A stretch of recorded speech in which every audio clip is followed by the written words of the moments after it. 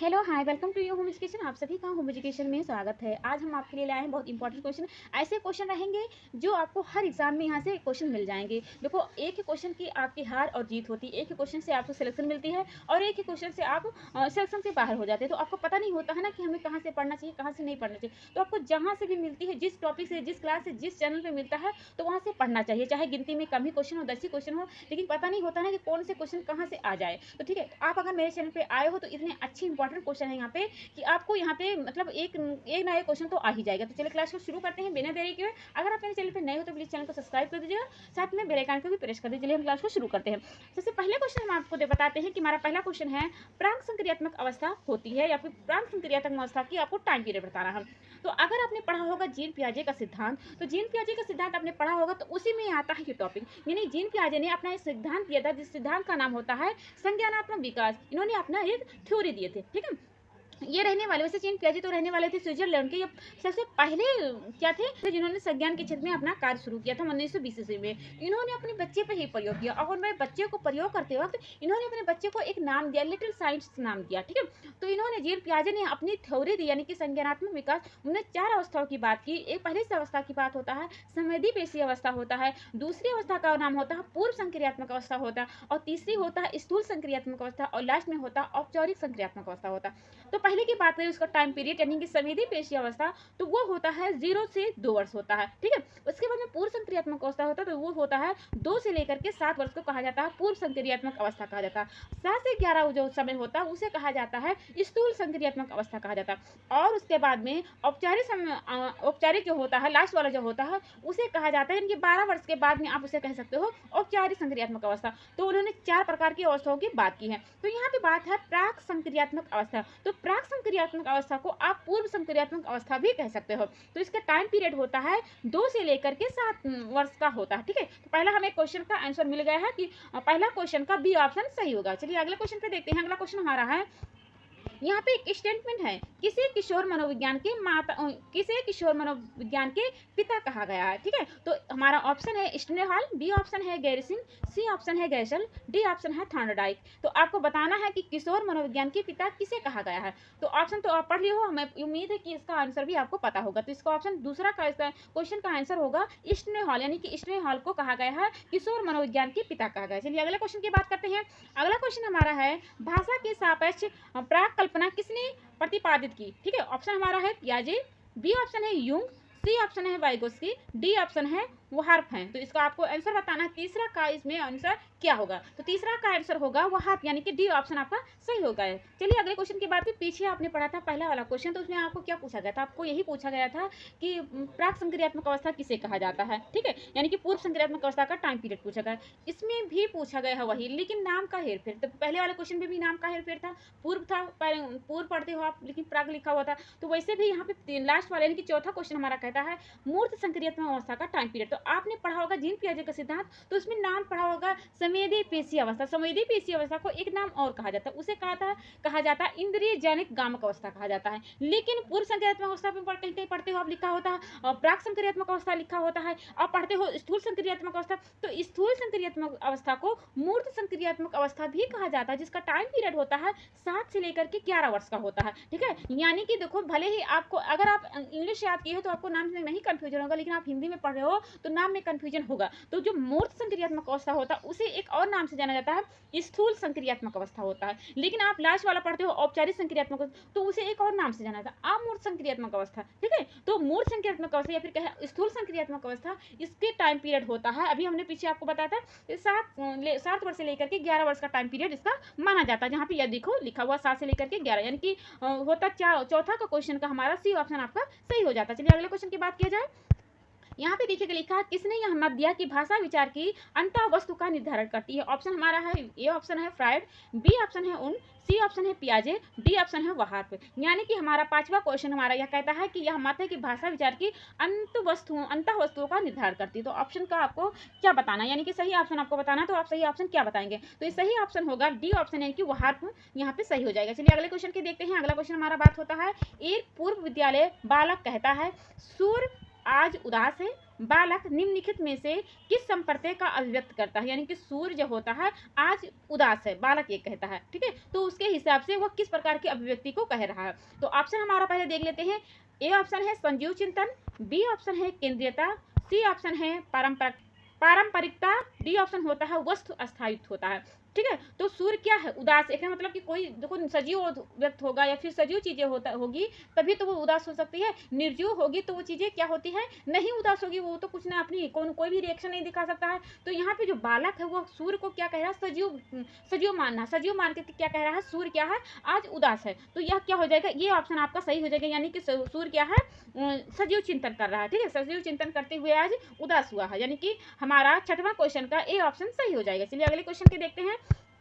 अगले क्वेश्चन के यहाँ देखते हैं, तो निम्न में से किसका संबंध मूल दृढ़ता एवं मूल शत्रुता के संपर्क से है। तो ऑप्शन हमारा है कॉनरेड लॉरेंस, बी ऑप्शन है क्लार्क हल, सी ऑप्शन है कैरन हार्नी, डी ऑप्शन है सी जी यूं होता। यानी कि हमारा सातवां क्वेश्चन यहाँ पे कहता है कि किसका संबंध होता है जो मूल दृढ़ता एवं मूल शत्रुता के संपर्क से है। तो ऑप्शन के हिसाब से आपको यहाँ पे बताना है कि ऑप्शन के क्या होगा इसका करेक्ट आंसर। तो इसका करेक्ट आंसर होगा हमारा कैरन हार्नी, यानी कि सी ऑप्शन, सातवां का सी ऑप्शन राइट हो जाएगा। चलिए अगले क्वेश्चन की बात किया जाए। अगला क्वेश्चन हमारा है बच्चे का किस प्रकार का विकास विद्यालय और शिक्षक द्वारा प्रभावित होता है, यानी कि कोई बच्चा है वह किस प्रकार के विद्यालय और शिक्षक से प्रभावित होता है, यानी विद्यालय से भी और शिक्षक से भी किस प्रकार से प्रभावित होता है, यानी अट्रैक्टिव होता है। तो आठवां का क्वेश्चन यहाँ पे आपको बताना है कि मानसिक से होता है या फिर सामाजिक से होता है या फिर सामग्रियात्मक से होता है या फिर ये सभी होता है। तो आठवां का क्वेश्चन हमारा होता है बालक जो होता है विद्यालय में जाता है तो अपने विद्यालय और शिक्षक से इन सभी क्षेत्रों में होकर क्या होता है प्रभावित होता है, यानी कि मानसिक रूप से होता है,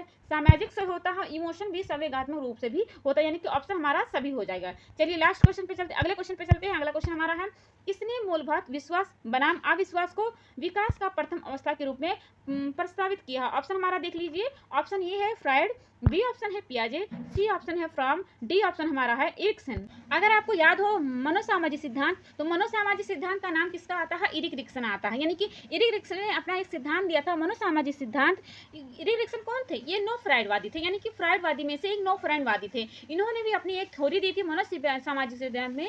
तो उन्होंने अपना क्या दिया था, मनोसामाजिक सिद्धांत में तीन प्रकार की बातों की बात की थी, यानी कि तीन बातें उसमें रखी थी। पहली बात रखी थी उन्होंने व्यक्तिगत यानी पर्सनल बातें रखी थी, उसके बाद में सामयिकात्मक यानी कि इमोशन बातें रखी थी, उसमें सामाजिक होता है यानी कि सोशल मने यानी कि सोशल डेवलपमेंट की बात, यानी कि अपने सिद्धांत में इन्होंने तीन मत को रखा था, व्यक्तिगत, सामयिक और सामाजिक। इन्होंने यानी कि एरिक रिक्सन ने अपनी एक बुक लिखी थी, उस बुक का नाम होता है चाइल्डहुड एंड सोसाइटी, यानी 1930 में ये बुक लिखी हुई थी। तो उसी बुक में उन्होंने अपनी 8 अवस्थाओं की बात की थी। तो 8 अवस्थाओं में जो पहली अवस्था होता है विश्वास बनाम अविश्वास की अवस्था, दूसरी अवस्था होता है स्वतंत्रता बनाम लज्जाशीलता, तीसरी अवस्था होती है पहल शक्ति बनाम दोस्ता, उसके बाद में फोर्थ अवस्था होती है जिसे कहा जाता है परिश्रम बनाम हीनता, उसके बाद में फाइव्थ होता है अहम पहचान बनाम सम्राटी, छठ घनिष्ठ बनाम विलंघन की, उसके बाद में सतवां अवस्था होता है जननात्मक बनाम अवस्था होता है, और लास्ट वाला होता है परिपक्वता अहम संपूर्णता बनाम रिश्ते। तो आपने इरिक रिक्सन में ये सब आपने पढ़ लिया था।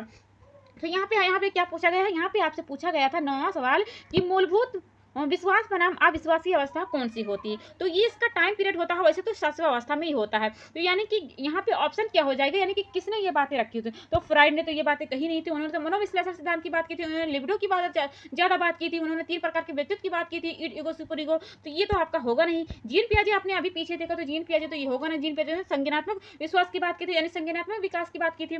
तो यहाँ पे ऑप्शन क्या हो जाएगा, आपका हो जाएगा इरिक रिक्सन हो जाएगा, ठीक है। तो राइट आपका 9वां का क्वेश्चन का राइट आंसर होगा डी ऑप्शन, यानी कि यहाँ पे सही हो जाता है। चलिए अगले क्वेश्चन की बात की जाए। अगला हमारा क्वेश्चन है एक बच्चा सदैव दूसरे के प्रति सहानुभूति दिखाता है, यह आदत कहलाती है, यानी कि कोई बच्चा है हमेशा दूसरों के साथ क्या करता है, अच्छा व्यवहार करता है और सहानुभूति दिखाता है। तो आपके हिसाब से इसमें राइट आंसर क्या हो जाएगा, पहले ऑप्शन देखते हैं। ए ऑप्शन होता है विचार संबंधित आदत होता है, बी ऑप्शन होता है भावना संबंधित आदत, सी ऑप्शन होता है नाड़ी मंडल संबंधित आदत, डी ऑप्शन होता है नैतिक आदत होता है। तो अगर आपसे पूछा जाए कि कोई बच्चा दूसरों के साथ हमेशा अच्छा होता है, सहानुभूति दिखाता है, तो उसकी जो आदत होती है किस प्रकार से होती है, तो उसकी आदत होती है, यानी कि 10वां क्वेश्चन का इसमें यहाँ पे राइट आंसर हो जाएगा आपका भावना संबंधित, यानी कि उसके पास भावना होता है, भावना संबंधित आदत उसके अंदर होती है, तब ये चीजें दूसरों के साथ व्यवहार करता है। यानी कि 9वां क्वेश्चन का 10वां क्वेश्चन का यहाँ पे बी ऑप्शन आपका सही हो जाता है। चलिए अगले क्वेश्चन की बात की जाए। अगला क्वेश्चन हमारा है बालक के निम्न में से कौन सा सामाजिक संपर्क का स्रोत सबसे प्रारंभिक और सबसे अधिक चलने वाला होता है, ठीक है। तो पहले ऑप्शन देखिए, ए ऑप्शन है शिक्षक, बी ऑप्शन है परिवार, सी ऑप्शन है सहकर्मी, डी ऑप्शन है मित्र। तो आपसे क्या पूछा गया, आपसे यही पूछा गया है कि सामाजिक संपर्क सबसे प्रारंभिक और सबसे अधिक चलने वाला क्या होता है। ठीक है, तो ऑप्शन आपके ऑप्शन यहाँ पे 4 दिए गए हैं, तो उस ऑप्शन के हिसाब से आपको राइट आंसर बताना है। तो आपके हिसाब से ये क्या हो जाएगा, सबसे राइट आंसर होगा यानी कि 11वां का यहाँ पे आंसर हो जाएगा आपका बी ऑप्शन यानी कि परिवार हो जाएगा। चलिए अगले क्वेश्चन की बात किया जाए। अगला क्वेश्चन हमारा है निम्नलिखित में से कौन सा भाषा के विकास को प्रभावित नहीं करता। ठीक है, यानी कि भाषा के विकास में ऐसा क्या होना चाहिए जो प्रभावित नहीं करेगा। ठीक है, तो ऑप्शन है परिपक्वता, बी ऑप्शन होता है अभिप्रेरणा, सी ऑप्शन होता है स्वास्थ्य, डी ऑप्शन होता है लंबाई या वजन होता है। तो देखो परिपक्वता का यानी कि कोई बालक है वह उसका परिपक्व है, मैच्योर है, तो भाषा को आसानी से सीख सकता है।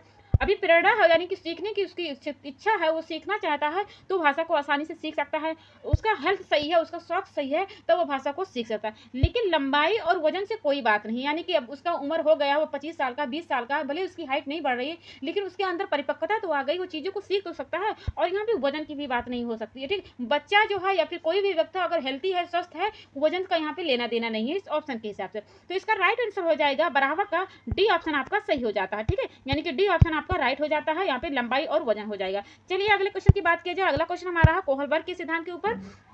तो कोहलबर्ग के सिद्धांत के अनुसार कौन सी अवस्था पर एक व्यक्ति का निर्माण दूसरे की अनुमोदन, परिवार, पारिवारिक कक्षाओं, पारंपरिक मूल्यों एवं समाज के नियमों पर आधारित होता है। हमारा ऑप्शन पहला है पूर्व पारंपरिक, बी ऑप्शन होता है पारंपरिक, सी ऑप्शन होता है पश्च पारंपरिक, डी ऑप्शन होता है पूर्व पश्च पारंपरिक होता है। तो आपको इसका राइट आंसर बताना है। सबसे पहले हम आपको बताते हैं कि कोहलबर्ग के सिद्धांत का नाम क्या होता है। तो कोहलबर्ग के सिद्धांत का नाम होता है नैतिक विकास का सिद्धांत। आपने पढ़ा होगा मोरल डेवलपमेंट जिसका नाम होता है। ठीक है, नैतिक विकास का सिद्धांत उन्होंने दिया था कोहलबर्ग ने। तो कोहलबर्ग ने अपने 6 प्रकार की स्टेज की बात की थी। पहले स्टेज को कहा जाता है पूर्व परागत अवस्था होता है, इसमें भी 2 अवस्थाएं होती हैं यानी कि 2 स्टेज होता है। उसके बाद में आता है दूसरा हमारा होता है परंपरागत अवस्था, इसके भी 2 अवस्थाओं की बात होती है। तीसरा होता है उत्तर परंपरागत अवस्था जो 13 साल से ऊपर की होती है। तो आपने देखा होगा पूर्व परागत अवस्था, तो इसमें जो बच्चा होता है ना वो बच्चा बहुत छोटा होता है, यानी कि इस अवस्था में बालक उसके अंदर नैतिक विकास बहुत ही कम होती है, यानी कि नाक के बराबर होती है, सही गलत का पहचान नहीं कर पाता है। उसके बाद में परंपरागत अवस्था होती है, तो इसमें क्या होता है गुड बॉय बैड बॉय का कॉन्सेप्ट आ जाता है, यानी कि बच्चे को आप अच्छे सिखाओगे तो अच्छा पालन करेगा, बुरा सिखाओगे तो बुरा बन जाएगा। उसके बाद में जो उत्तर परंपरागत अवस्था होता है तो उसमें बच्चा क्या हो जाता है परिपक्व, यानी कि जो परंपरागत अवस्था में जो उसने सीखा है ना वो यहाँ पे आकर के मेच्योरिटी आ जाती है, वो चीज़ों को अच्छी बेहतर ढंग से करता है। अगर आपने बुरा इंसान बनाया है तो वही आकर के उत्तर परंपरागत अवस्था में 13 से ऊपर में जाकर के वही मेच्योर हो जाता है। अगर आपने सही बनाया तो सही होगा, गलत बनाया हो तो गलत होगा। तो यहाँ पे आपसे पूछा ये गया है कि किस अवस्था में एक व्यक्ति निर्णय दूसरे के अनुमोदन, पारिवारिक कक्षाओं, पारिवारिक मूल्यों एवं समाज के नियमों पर आधारित होता है, यानी कि कोई अच्छा यहाँ पे अच्छी बातें कही गई है। ठीक है, तो ऑप्शन के हिसाब से यानी कि 13वां क्वेश्चन का यहाँ पे राइट आंसर हो जाएगा पारंपरिक हो जाएगा, यानी कि परंपरागत अवस्था आपने पढ़ा होगा ना, तो ये वाला ऑप्शन आपका हो जाएगा, यानी कि बी ऑप्शन आपका सही हो जाएगा। चलिए अगले क्वेश्चन की बात की जाए। अगला क्वेश्चन हमारा होता है बालक की भाषा विकास के मुख्य योगदान कौन वाली संस्था है। ठीक है, यानी कि बालक की भाषा के विकास में मुख्य योगदान देने वाली संस्था कौन सी है। ये ऑप्शन हमारा है परिवार, बी ऑप्शन है हमारा विद्यालय, सी ऑप्शन है हमारा जन संचार माध्यम और डी ऑप्शन होता है पत्र पत्रिकाएं होती हैं। ठीक है, तो कोई बालक है उसका भाषा विकास होता है, सबसे पहले भाषा विकास होता है उसके परिवार के द्वारा ही होता है, यानी कि उसके परिवार ही वाले अच्छे बुरे का बात सिखाते हैं। तो यहाँ पे ऑप्शन हो जाएगा आपका, देखो वही परिवार वाला जो कॉन्सेप्ट आता है ये घुमा घुमा के आपसे पूछ ले सकता है कि पहली पाठशाला क्या होता है, सबसे पहले ज्ञान सिखाने वाली क्या हो सकती है, आपसे कुछ भी घुमा घुमा के पूछ ले सकता है। तो वही यहाँ पे पूछा गया है कि बालक की भाषा के विकास सबसे पहले मुख्य योगदान कौन वाला होता है, तो परिवार ही होता है, यानी कि ये ऑप्शन आपका सही हो जाएगा, यानी कि 14वां का ये ऑप्शन सही हो जाएगा। चलिए अगले क्वेश्चन की बात की जाए। अगला क्वेश्चन हमारा है निम्नलिखित में से संज्ञानात्मक प्रक्रिया है। ठीक है, यानी कि संज्ञानात्मक प्रक्रिया आपके हिसाब से क्या हो सकती है। ऑप्शन हमारा है ये खेलना, बी ऑप्शन है प्रतिवृत्ति क्रियाएं, सी ऑप्शन होता है चिंतन, डी ऑप्शन होता है आपका दौड़ना होता है। तो संज्ञान हमेशा किससे होता है, संज्ञान हमेशा चिंता से होता है। संज्ञान मतलब क्या, ज्ञान। ठीक है, मतलब अगर छोटे शब्दों में कहा जाए तो संज्ञान मतलब होता है ज्ञान। तो ज्ञान आपको कैसे हो जाएगा, ज्ञान आपको चिंतन से आएगा, आप कोई चीजें तर्क करोगे, तर्कड़ा करोगे, ठीक है, तभी आपको आएगा। तो यहाँ पे 15वां क्वेश्चन का यहाँ पे राइट ऑप्शन हो जाएगा सी ऑप्शन आपका सही हो जाएगा। चलिए अगले क्वेश्चन पे देखते हैं। अगला क्वेश्चन हमारा है कौन सी आयु समूह के लिए एरिक्सन ने विकास की 8 अवस्थाओं की प्रस्तावित किया है। ठीक है, तो ऑप्शन पहले देख लीजिए, जन्म से मृत्यु तक, बी ऑप्शन होता है जन्म से बाल्यावस्था तक और सी ऑप्शन है जन्म से किशोरावस्था तक, डी ऑप्शन होता है जन्म से युवावस्था तक होता है। तो 16वां क्वेश्चन के यहाँ पे राइट आंसर बताना है कि एरिक्सन ने अपनी 8 अवस्थाओं की बात की है ना, विश्वास बनाम अविश्वास आपने पढ़ा होगा, हाँ इसे पढ़ा होगा, तो उसी में आपने ये चीजें पढ़ी होगी। तो यहाँ पे ऑप्शन के हिसाब से 16वां का क्वेश्चन का आंसर हो जाएगा जन्म से लेकर के मृत्यु तक यहाँ पे बात की, यानी कि जन्म से लेकर के मृत्यु तक इन्होंने अपनी 8 अवस्थाओं में इन्होंने बांटा हुआ, ठीक है, शिशु अवस्था से लेकर के लास्ट वाली अवस्था होती जब तक। चलिए अगले क्वेश्चन यहाँ पे 16वां का क्वेश्चन का आंसर हो जाएगा आपका ये ऑप्शन आपका सही हो जाएगा। चलिए अगले क्वेश्चन पे देखते हैं।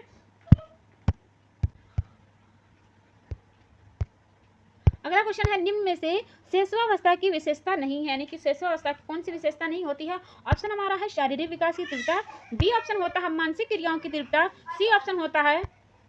अब देखिए इसमें क्या क्वेश्चन कहता है निम्न में से शेषवावस्था की विशेषता नहीं है, तो ऑप्शन हमारा है शारीरिक विकास की तीव्रता, बी ऑप्शन होता है मानसिक क्रियाओं की तीव्रता, सी ऑप्शन होता है दूसरों पर निर्भरता, डी ऑप्शन होता है नैतिकता का होना, यानी कि कोई छोटा बालक होता है ना, तो छोटा बालक में ऐसी इसमें क्वालिटी बतानी है आपको कि क्वालिटी कौन सी नहीं होगी, तो उसको तो वो शारीरिक विकास की तीव्रता होती है, यानी कि जब कोई बालक छोटा होता है ना तो उसकी जो लंबाई होती है, कुछ भी जहाँ से भी विकास हो रहा है, चाहे उसकी वृद्धि हो रही है, चाहे शारीरिक विकास हो रहा है, चाहे उसका भाषा विकास हो रहा है, तो हर चीज़ें बहुत तेज से होती है, बहुत जल्दी जल्दी होती है। उसके बाद में मानसिक क्रिया है, देखो वो हर चीज़ों को जानने की बहुत ज़्यादा इच्छा करता है, हर चीज़ें उसकी बहुत ज़्यादा पीक पे रहती है, ठीक है, तो उसके ये भी आपका सही हो जाएगा, यानी कि फर्स्ट आपका भी सही हो जाएगा, उसके बाद में सेकंड वाला भी सही हो जाएगा। उसके बाद में यहाँ देखिएगा लिखा है दूसरों पे निर्भर, ठीक है, तो दूसरों पर तो निर्भर रहता है, उसको अगर खाना खिलाओगे तभी खाएगा, उसको नहलाओगे तभी वो नहलाएगा, ठीक है, उसको स्कूल भेजोगे तभी वो खुद से तो जा नहीं सकता, खुद से वो होमवर्क कर नहीं सकता, यानी कि कुल मिलाकर कहा जाए कि दूसरों पर निर्भर रहेगा। लेकिन जो यहाँ पे लिखा हो नैतिकता का होना, तो ये आपका सही नहीं होगा, ठीक है, यानी कि डी ऑप्शन आपका सही हो जाएगा कि जो छोटा बालक होता है, शिशुअवस्था वाला बालक होता है, उसके अंदर नैतिकता का भावना नहीं होता, किसी के सामने कुछ भी बातें कह सकता है, चाहे अच्छी बातें हो चाहे गंदी बातें हो, उसने सुना है तो वो कह ही देगा। तो हमारा यहाँ पे हो जाएगा 17वां क्वेश्चन की हमारा हो जाएगा राइट आंसर आपका हो जाएगा नैतिकता का होना हो जाएगा। चलिए अगले क्वेश्चन की बात किया जाए। अगला क्वेश्चन हमारा होता है संवेदना ज्ञान की पहली सीढ़ी होती है, ठीक है, तो ऑप्शन हमारा देखिए लिखा है मानसिक विकास, बी ऑप्शन होता है शारीरिक विकास, डी ऑप्शन होता नहीं, ये ऑप्शन आपका है मानसिक विकास, बी ऑप्शन है आपका शारीरिक विकास और सी ऑप्शन है आपका ध्यान का विकास, डी ऑप्शन होता है भाषा का विकास। यानी कि संवेदना ज्ञान की जो होती है पहली सीढ़ी आपके हिसाब से कौन सी होगी, ठीक है, तो संवेदना यानी कि आप जानते हैं संवेदना किसकी बात हो रही है, तो ऑप्शन तो आपने पढ़ लिया, तो आपको राइट आंसर बताना है, तो इसका राइट 18वां का राइट आंसर हो जाएगा आपका मानसिक विकास हो जाएगा, यानी कि ये ऑप्शन आपका सही हो जाएगा, ठीक है, यानी कि ये ऑप्शन आपका सही हो जाएगा। चलिए अगले क्वेश्चन की बात किया जाए। अगला हमारा क्वेश्चन है किसको प्रशिक्षण द्वारा व्यवहार में संशोधन की प्रक्रिया माना गया है। हमारा ऑप्शन है ये शिक्षण, बी ऑप्शन है अधिगम, सी ऑप्शन है अभिप्रेरणा, डी ऑप्शन है निर्देश, ठीक है, तो इसका राइट आंसर आपको बनाना है, यानी कि हमारा बनाना है 19वां का, इसमें आपको राइट आंसर क्या हो जाएगा कि प्रशिक्षण द्वारा व्यवहार में संशोधन की प्रक्रिया माना गया है, ठीक है, तो इसमें राइट आंसर आपका हो जाएगा 19वां का राइट आंसर हो जाएगा बी ऑप्शन, यानी कि अधिगम आपका सही हो जाएगा, ठीक है। चलिए अगले क्वेश्चन पे देखा जाए। अगला क्वेश्चन हमारा क्या आता है, किशोरों को नहीं देना चाहिए, यानी कि कोई किशोरावस्था को आप जानते हो कि ये बहुत तूफान वाली अवस्था होती है, तो इसमें आपको क्या नहीं देना चाहिए, ठीक है, यानी कि क्या देखो किशोरावस्था ऐसी होती है जो अगर बुरी संगति में चला गया तो वो बुरा बन जाएगा, अगर अच्छी संगति में गया तो वो अच्छा बन जाएगा, तो आपके हिसाब से यानी कि ऑप्शन के हिसाब से ऐसा क्या होना चाहिए जो आपको नहीं देना चाहिए। तो ऑप्शन पहले पढ़ लेते हैं। ऑप्शन हमारा है अभिप्रेरणा, बी ऑप्शन हमारा है सहानुभूति, सी ऑप्शन हमारा है लालच, डी ऑप्शन हमारा जिम्मेदारियां उठाने की अवसर, ठीक है, तो यहाँ पे क्या हो जाएगा, उसको अभिप्रेरणा देना चाहिए, यानी कि कोई चीज़ अगर सीख रहा है तो उसे मोटिवेट करना चाहिए, उसे कहना चाहिए कि आप ये चीज़ें कर सकते हो। सहानुभूति भी दिखाना चाहिए, यानी कि उसको कोई दिक्कत है तो उसको सहानुभूति ही ना दिखाओ। लालच आपको नहीं देना है, लालच दिखाओगे तो अगर वो लालच कोई भी अगर चीज़ है वो अच्छा चाहता है या बुरा चाहता है, तो अगर उसे लालच दिखाओगे तो वो बुरी चीज़ें करके वो चीज़ों को पालेगा, ठीक है, तो कुल मिला के लालच आपको नहीं देना, जिम्मेदारी उठाने का अवसर देना चाहिए, क्योंकि अगर उस समय आप नहीं देंगे तो आगे चल करके वो जिम्मेदारी सही से नहीं उठा पाएगा। तो किशोरावस्था को नहीं देना चाहिए, आपको लालच आपको नहीं दिखाना चाहिए, यानी कि 20वां का सी ऑप्शन आपका सही हो जाएगा, ठीक है। चलिए अगले क्वेश्चन की बात करते हैं। अगला क्वेश्चन हमारा है एक शिक्षक शिक्षार्थी के मानसिक विकास का ज्ञान प्राप्त करके जिसकी योजना नहीं बन सकती वह है, आपके हिसाब से ये ऑप्शन होगा पाठ्यक्रम, बी ऑप्शन होगा शिक्षण विधि, सी ऑप्शन होगा विषय वस्तु का चयन, डी ऑप्शन होगा शारीरिक विकास, ठीक है, यानी कि कोई शिक्षक है शिक्षार्थी है उसका मानसिक विकास का ज्ञान प्राप्त करने जिसकी योजना नहीं बन सकती वह क्या हो सकती है, आपको बताना है। तो इसका राइट आंसर आपको क्या हो जाएगा, यानी कि 21वां का क्वेश्चन का आपको आंसर बताना है, तो इसका राइट आंसर हो जाएगा डी ऑप्शन, यानी कि शारीरिक विकास यहाँ पे सही हो जाएगा, ठीक है। चलिए अगले क्वेश्चन की बात किया जाए। अगला क्वेश्चन है बहुत अच्छा क्वेश्चन है, किशोरों की जटिल अवस्था के कारण किशोरों के अध्ययन का विषय होना चाहिए, ठीक है, तो ऑप्शन हमारा है, ऑप्शन यहाँ पे देखिए लिखा है शारीरिक, बी ऑप्शन है मानसिक, सी ऑप्शन है बौद्धिक, डी ऑप्शन है शरीर तथा मन संबंधी। हमारा 22वां क्वेश्चन अब आ गया है। 22वां क्वेश्चन का आपको राइट आंसर बताना है कि किशोरों की जटिल अवस्था के कारण किशोरों की अध्ययन का विषय होना चाहिए। ठीक है, आप जानते हैं किशोरों को जटिल अवस्था क्यों कहा जाता है, क्योंकि वो हर चीज़ें वहाँ पे चेंज हो जाती है, वो समायोजन करना चाहता है, करता है। उसके अलावा देखो उसकी हर चीज़ें चेंज हो जाती है। उसकी अगर लड़का है तो उसकी आवाज़ पतली हो जाती है, उसके शरीर का जो हिस्सा होता है दूसरा रूप बन जाता है। ठीक है, यानी कि डेवलपमेंट हो जाता है, हर चीज़ की परिपक्वता मेच्योरिटी आ जाती है, उसका मेंस्ट्रुअल पीरियड्स आ जाता है। वहीं पे लड़का होता है तो लड़के की जो गले होती है वो भी आवाज़ चेंज हो जाता है। ठीक है, दाढ़ी मूछ निकल, तो यानी कि समायोजन करने, क्योंकि वो किशोरावस्था में हर चीज़ें उसकी बदलने लगती है, समायोजन करते, तो उसके जटिल अवस्था के कारण किशोरों के जो अध्ययन होता है उसके विषय में क्या ऐसा टॉपिक दे दिया जाना चाहिए। ठीक है, तो वहाँ पे टॉपिक, यहाँ पे ऑप्शन के हिसाब से आप उसको देना चाहिए शरीर तथा मन संबंधी वाला टॉपिक देना चाहिए। ठीक है, चलिए अगला क्वेश्चन बात करें। यहाँ पे 22वां का आपका डी ऑप्शन सही हो जाता है। चलिए अगले क्वेश्चन की बात किया जाए। अगला क्वेश्चन हमारा होता है, जिस प्रक्रिया से व्यक्त मानव के लिए परस्पर निर्भर होकर व्यवहार करना सीखता है वह कौन सी प्रक्रिया होती है। ऑप्शन हमारा है, यहाँ पे देखिए, सामाजिकरण, बी ऑप्शन हमारा भाषा विकास, और सी ऑप्शन हमारा है व्यक्तित्व मूल, डी ऑप्शन होता है सामाजिक परिपक्वता होता है। ठीक है, तो 23वां हमारा क्वेश्चन कहता है, जिस प्रक्रिया से व्यक्त मानव के लिए परस्पर निर्भर होकर व्यवहार करना सीखता है वो हमारा होता है सामाजिकरण होता है। ठीक है, यानी कि आपका ये ऑप्शन आपका सही हो जाएगा, ये ऑप्शन हो जाएगा सामाजिकरण, यानी कि ये ऑप्शन सही हो जाएगा। चलिए अगले क्वेश्चन की बात की जाए।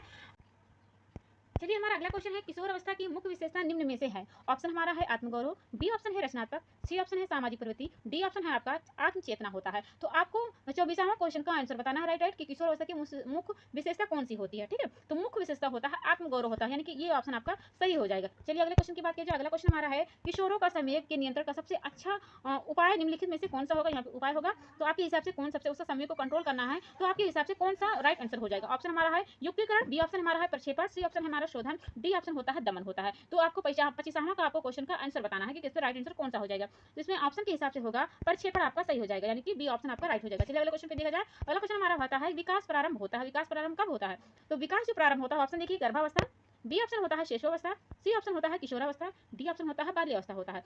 देखो जो ये लास्ट वाला यानी कि बी और सी और डी होता है, यह बेबी के जन्म के बाद की अवस्था होती है, लेकिन जो गर्भावस्था होता है, जब बेबी माँ के गर्भ में होता है तब यह इसका टाइम पीरियड होता है। ठीक है, तो आपने गर्भावस्था वाला चैप्टर पढ़ा होगा, तो यहाँ पे देखा होगा कि गर्भावस्था में भी 3 आते हैं। ठीक है, तो अभी पीछे बताएंगे कि वहाँ पे क्वेश्चन पे आपको सही से समझ में आएगा। अभी यहाँ पे जानेगा कि विकास प्रारंभ होता है जब बेबी माँ के घर में होता है, तभी देखो बेबी छोटा होता है, यानी कि आल्फिन के बराबर होता है, लेकिन माँ के गर्भ से बाहर निकला तो एक नवजात शिशु यानी कि न्यूनेट बन के निकलता है, तो उसका विकास हुआ रहता है, तभी तो वो बन पाता है, तभी तो नवजात शिशु बन पाता है। तो गर्भावस्था में ही बालक का विकास शुरू हो जाता है, चाहे वो उसका फिजिकल हो चाहे जिस रूप में हो। ठीक है, तो उसका विकास हो जाता है, यानी कि हमारा विकास प्रारंभ होता है गर्भावस्था में, यानी कि ये ऑप्शन आपका सही हो जाएगा। चलिए अगले क्वेश्चन पे देखा जाए। सीखना है एक जटिल, क्या है जटिल प्रक्रिया कौन सी होती है। ये ऑप्शन होता है मानसिक प्रक्रिया, बी ऑप्शन होता है शारीरिक प्रक्रिया, सी ऑप्शन होता है सामाजिक प्रक्रिया, डी ऑप्शन होता है नैतिक प्रक्रिया होता है। तो सीखना एक प्रक्रिया कौन सी होती है, तो सीखना एक प्रक्रिया होती है मानसिक प्रक्रिया, यानी कि आपके अंदर मानसिक यानी कि बुद्धि है, तभी कुछ चीजों को आप सीख सकते हो। शारीरिक सामाजिक नैतिक प्रक्रिया के यहाँ पे कोई लेना देना नहीं है ऑप्शन के हिसाब से, तो ये ऑप्शन आपका सही हो जाएगा। चलिए अगले क्वेश्चन की बात की जाए।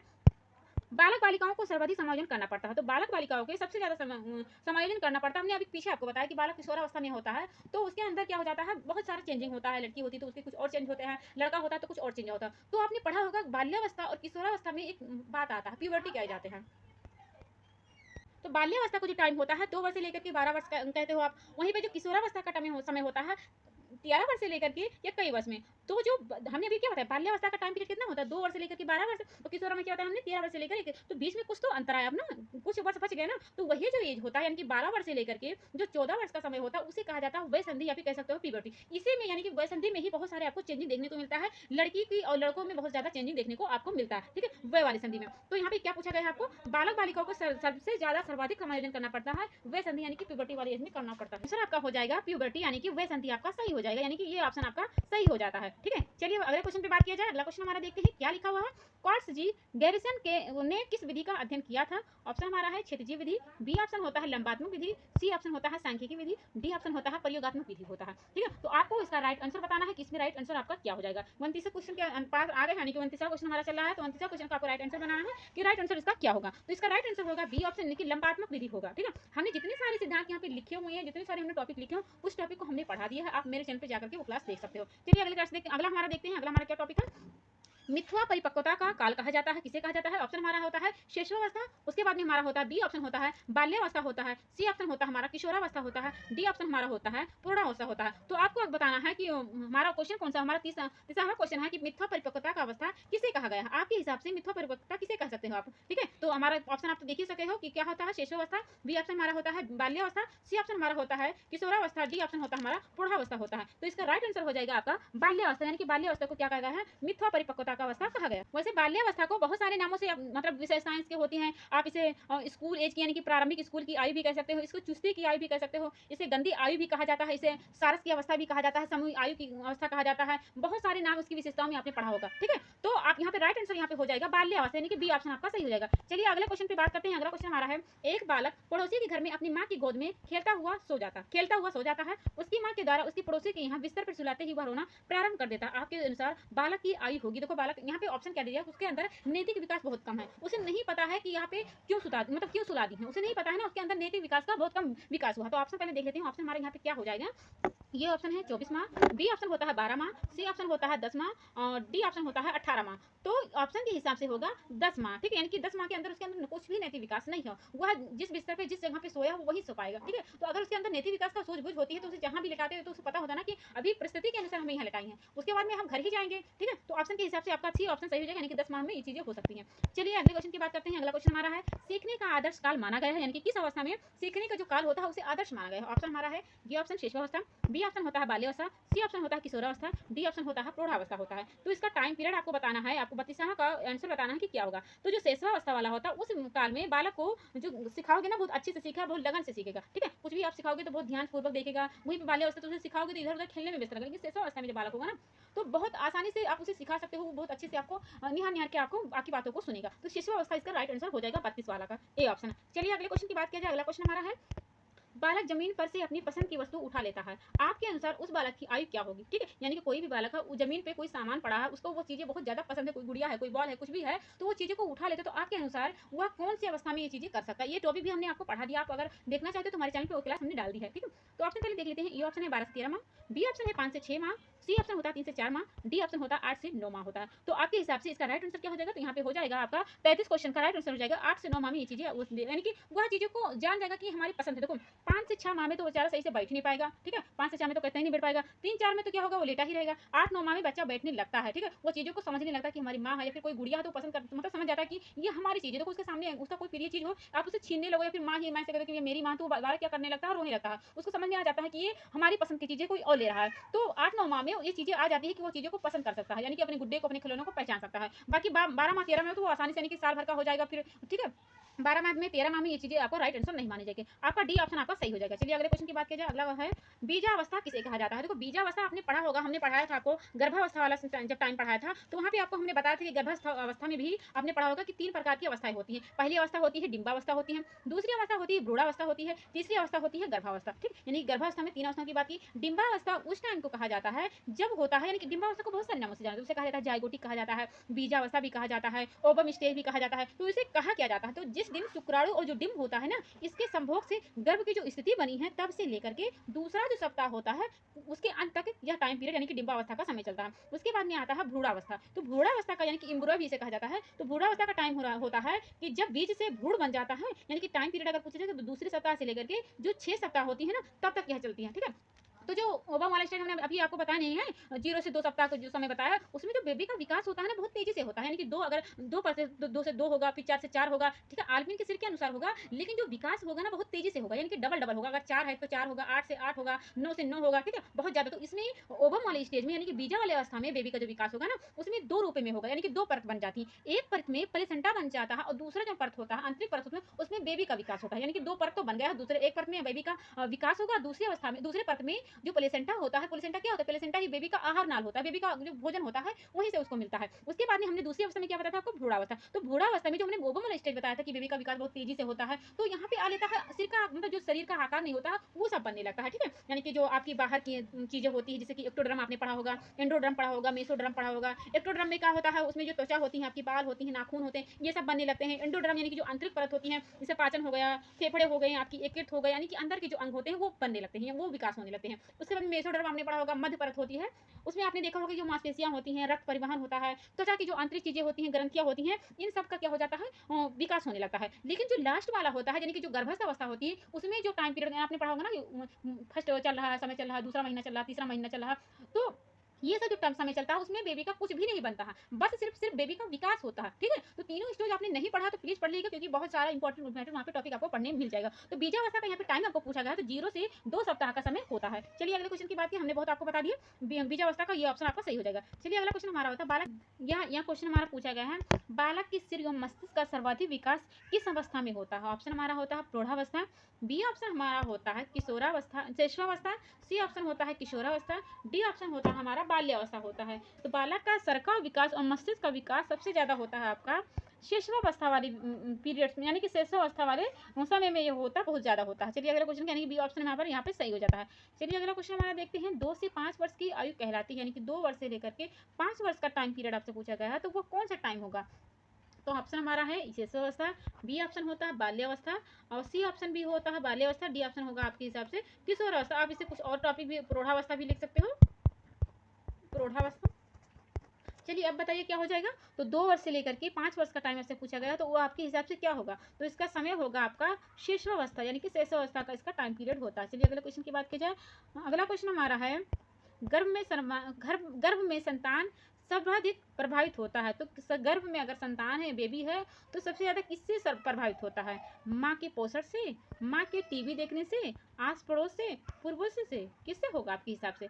तो माँ का पोषण होगा, माँ के टीवी देखने से तो कोई बात नहीं बनी, आस पड़ोस से भी, पूर्वजों से भी, तो ये ऑप्शन आपका सही हो जाएगा, यानी कि माँ के पोषण से ही बेबी को भोजन मिलेगा। चलिए अगली बात करते हैं, खेल के मैदान में कौन सा विकास होता है? तो खेल के मैदान में सबसे ज्यादा विकास क्या होगा? ऑप्शन देखिए, ऑप्शन हमारा होता है शारीरिक विकास, बी ऑप्शन होता है मानसिक विकास, सी ऑप्शन होता है सामाजिक, डी ऑप्शन होता है उपरोक्त में से सभी होगा। तो खेल के मैदान में आपका विकास जो होता है इन सभी का होता है, यानी कि आपके सामाजिक विकास भी होगा, आपका मानसिक विकास भी होगा, आपका सब सामाजिक, यानी कि ओवरऑल सारा विकास होगा। क्वेश्चन है, खेल के मैदान में कौन सा विकास होता है? तो खेल के मैदान में ऑप्शन है शारीरिक विकास होता है, या फिर मानसिक विकास, बी ऑप्शन है, सी ऑप्शन है सामाजिक विकास, डी ऑप्शन है उपरोक्त सभी। तो खेल के मैदान में आपका जो विकास होता है, तो विकास जो होता है शारीरिक विकास से भी होता है, आपका मानसिक विकास भी होता है, आपका सामाजिक, यानी कि डी ऑप्शन आपका सही होगा, उपरोक्त में से सभी हो जाएगा।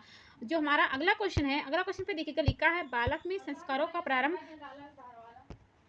बालक में संस्कारों का प्रारंभ कहाँ से होता है? तो बालक में संस्कारों का जो आरंभ होता है, ऑप्शन देखिए, विद्यालय में होता है, बी ऑप्शन होता है परिवार, सी ऑप्शन होता है सिनेमाघर, डी ऑप्शन होता है खेल का मैदान। तो बालक में संस्कारों का प्रारंभ होता है आपका परिवार से होता है, यानी कि बी ऑप्शन आपका राइट हो जाएगा। चलिए अगले क्वेश्चन की बात की जाए, अगला हमारा क्वेश्चन है, निम्न में से एक विकास की अवस्था होती है, तो ऑप्शन हमारा पहला ऑप्शन है गुणात्मक, बी ऑप्शन है संख्यात्मकता, सी ऑप्शन है निश्चित आयु तक चलने वाली क्रिया, डी ऑप्शन होता है शारीरिक अंगों में परिवर्तन का सूचक। तो हमारा यहाँ पे हो जाएगा 40वां क्वेश्चन का आंसर हो जाएगा हमारा शरीर का जो विकास होता है, यानी कोई भी विकास हो रहा है, शारीरिक विकास, आपका मेंटल विकास, आपका फिजिकल, आपका जो भी इमोशन होता है, तो जो विकास होता है ना हमेशा गुणात्मक होता है, यानी कि गुणात्मक होता है। ठीक है, ये आपने विकास वाला चैप्टर पढ़ा होगा, तो वहाँ पे आपने जरूर पढ़ा होगा। चलिए अगले क्वेश्चन की बात की जाए, नवजात शिशु का यहाँ पे भार बताना है। तो नवजात शिशु का भार जो होता है वो कितना होता है? 6 पाउंड होता है, या फिर 7 पाउंड होता है, या फिर 8 पाउंड होता है, या फिर 9 पाउंड होता है। तो आपने नवजात का शिशु वाला पढ़ा होगा, पार्टूनेट न्यूनेट पढ़ा होगा ना, तो पार्टूनेट आपने पढ़ा होगा कि अगर 30 से होता है तो उसे कहा जाता है पार्टूनेट, अगर जन्म से लेकर के 30 दिन तक के उसका समय है तो उसे कहा जाता है न्यूनेट कहा जाता है। ठीक है, तो उसी में आपने ये सब पढ़ा होगा कि बेबी का भार कितना होता है, बेबी का सब कुछ जो भी चीज़ें होती, बेबी के मल को क्या कहा जाता है, बेबी के त्वचा को कहा जाता है, मनीष को सोसा कहा जाता है, बेबी के वाल को कहा जाता है, लिंगो कहा जाता है, बेबी के बाथरूम को कहा जाता है, मेकोनियम कहा जाता है। आपने जरूर पढ़ा होगा, अगर नहीं पढ़ा तो मेरे चैनल पर वो भी क्लास है, हमने पढ़ा दिया है, वहाँ से भी बहुत ज़्यादा क्वेश्चन में आपसे पूछ लिया जाता है, आपको चाइल्ड डेवलपमेंट भी। ठीक है, तो यहाँ पे हो जाएगा बेबी का पाउंड क्या होता है, यानी कि शिशु का भार होता है, अगर पाउंड के हिसाब से पूछा रहा है तो पाउंड के हिसाब से हो जाएगा 7 पाउंड, लेकिन अगर किलो से पूछा जाए तो 2.5 से 3 किलो आप राइट लगा सकते हो। चलिए अगला क्वेश्चन पे बात करते हैं, यहाँ पे बी ऑप्शन तो सही हो गया है। यहाँ पे देखिएगा लिखा है जड़ बुद्धि वाले बालक की बुद्धि लब्धि कितनी होती है। तो जड़ बुद्धि के बालक की बुद्धि लब्धि आपको पता होता है कि प्रतिभाशाली वाले होते हैं, संतुलित वाला बालक होता है, ठीक है, औसत वाला बुद्धि वाला बालक होता है। तो यहाँ पे जड़ बुद्धि की बात पूछी गई है। ऑप्शन है हमारा 11 से 120, बी ऑप्शन है 21 से 110, सी ऑप्शन है 71 से 80, डी ऑप्शन है 71 से कम। तो हमने आपको कल बढ़ाया था ना, कल वाले चैप्टर में आपको बताया था कि बुद्धि का परीक्षण होता है, तो उसमें आपने पढ़ा जड़ बुद्धि हो जाती है, 71 से जो कम वाले होते हैं उसे आप किसी स्कूल में नहीं पढ़ा सकते, बाकी उससे ऊपर हैं 80 हैं 90 हैं 110 से, तो इन सब बच्चों को आप आसानी से कोई बातें सिखा सकते हो। लेकिन अगर 71 से कम है ना, तो वो जड़ बुद्धि की श्रेणी में आएगा, उसे आप कोई अच्छी चीज़ें या कोई चीज़ें आप उसे नहीं सिखा सकते हो। तो यहाँ पे डी ऑप्शन आपका राइट हो जाएगा, 42 का डी ऑप्शन। चलिए भाई अगले क्वेश्चन की देखा जाए। अगला क्वेश्चन हमारा होता है शिक्षा मनोविज्ञान की उत्पत्ति का वर्ष कौन सा वर्ष माना जाता है? 1947, 1920, 1940, 1900। तो हमारा यहाँ पे ऑप्शन क्या हो जाएगा? ऑप्शन के हिसाब से शिक्षा मनोविज्ञान की उत्पत्ति होता है आपका यहाँ पे हो जाएगा डी ऑप्शन, यानी कि 1900 यहाँ पे करेक्ट हो जाएगा। चलिए अगले क्वेश्चन की बात किया जाए। अब अगला क्वेश्चन है, हम आखिरी क्वेश्चन को चल रहे हैं, हमारा 44 क्वेश्चन पे आ गए हैं। बुद्धि लब्धि मापन के जन्मदाता कौन से हैं? तो बुद्धि लब्धि के मापन की ये भी चैप्टर हमने पढ़ा दिया है। तो बुद्धि लब्धि के मापन की जो जन्मदाता हैं उनका जन्मदाता पहले ऑप्शन देखिए, ईस्टर्न है, बी ऑप्शन है बीने है यानी कि बीने साइमन जिसे कहा जाता है, सी ऑप्शन होता है टर्मेन, या फिर डी ऑप्शन कहा जाता है, इनमें से कोई नहीं। तो यहाँ पे ऑप्शन के हिसाब से यानी कि 44 का ऑप्शन हो जाएगा आपका टर्मेन, यानी कि बुद्धि लब्धि के जो जन्मदाता माना जाते हैं वो टर्मन जी को माना जाता है, यानी कि सी ऑप्शन आपका सही हो जाएगा। चलिए अगले क्वेश्चन चलते हैं। यहाँ पे देखिए लिखा आधुनिक मनोविज्ञान का अर्थ होता है। आधुनिक मनोविज्ञान का अर्थ है, ऑप्शन है मन का अध्ययन, बी ऑप्शन होता है आत्मा का अध्ययन, सी ऑप्शन होता है शरीर का अध्ययन, डी ऑप्शन होता है व्यवहार का अध्ययन। तो 45 का क्वेश्चन का आंसर हो जाएगा आपका डी ऑप्शन, यानी कि व्यवहार का अध्ययन मतलब माना जाता है मनोविज्ञान के अर्थ को। चलिए अगला क्वेश्चन हम बात करते हैं। अगला क्वेश्चन हमारा है विद्यालय क्षेत्र में रचनात्मक निर्धारकों को जानने के लिए इनमें से कौन सा उपागम नहीं है? ऑप्शन हमारा है वार्तालाप क्वेश्चन, बी ऑप्शन है बहुकल्पीय प्रश्न, सी ऑप्शन है परियोजना कार्य, डी ऑप्शन होता है मौखिक प्रश्न। तो हमारा 46 का क्वेश्चन का आंसर हो जाएगा हमारा यहाँ पे 46 का हमारा हो जाएगा बी ऑप्शन, यानी कि बहुकल्पीय प्रश्न हो जाएगा। चलिए अगले क्वेश्चन की बात किया जाए। अगला क्वेश्चन हमारा है संयोगात्मक राजनीति की किस श्रेणी में महिलाएं निम्न से संबंधित नहीं है? ऑप्शन है स्वीकार्यता, बी ऑप्शन है प्रतिरोध, सी ऑप्शन होता है क्रांति, डी ऑप्शन होता है अनुकूलन होता है। तो हमारा 47 का क्वेश्चन का आंसर हो जाएगा बी ऑप्शन, यानी कि प्रतिरोध हो जाएगा। चलिए देखते हैं अगला क्वेश्चन की बात करते हैं। अगला क्वेश्चन हमारा है समाजीकरण वह प्रक्रिया है जिसमें बच्चे और वयस्क सीखते हैं। ऑप्शन हमारा है परिवार से, बी ऑप्शन होता है विद्यालय से, सी ऑप्शन होता है साथियों से, डी ऑप्शन होता है इनमें से सभी से। तो अगर आपसे पूछा जा रहा है 48 क्वेश्चन का आंसर कि समाजीकरण वह प्रक्रिया जिसमें बच्चे और वयस्क सीखते हैं, बच्चे और वयस्क दोनों सीखते हैं, तो परिवार से भी सीखते हैं, विद्यालय से भी सीखते हैं, साथियों से भी सीखते हैं। अगर इनमें से सभी बताया गया है ना तो ये सभी हो जाएगा, लेकिन अगर इनमें से सभी ना होकर कुछ एक चीज़ लिखा होता तो परिवार आ जाता है, लेकिन इनमें से सभी कह दिया है ना डी ऑप्शन, तो आपका डी ऑप्शन आपका सही हो जाएगा, यानी विद्यालय से भी सीखता है, साथियों से भी सीखता है, परिवार से भी सीखता है। तो 48 का हमारा क्वेश्चन का आंसर हो जाएगा डी ऑप्शन। चलिए अगला क्वेश्चन की बात करते हैं। अगला क्वेश्चन हमारा है शिक्षक को ज्ञान होना चाहिए। तो शिक्षक को क्या ज्ञान होना चाहिए? ऑप्शन है अध्यापन विषय का, बी ऑप्शन होता है बाल मनोविज्ञान का, सी ऑप्शन होता है शिक्षा संहिता का, डी ऑप्शन होता है अध्यापन विषय एवं बाल मनोविज्ञान का। तो हमारा होता है 49 क्वेश्चन का राइट आंसर हमारा हो जाता है डी ऑप्शन, यानी कि अध्यापन विषय एवं बाल मनोविज्ञान का ये राइट आंसर हो जाता है। चलिए अगले क्वेश्चन की बात किया जाए। बाल मनोविज्ञान के आधार पर कौन सा कथन सर्वोत्तम है?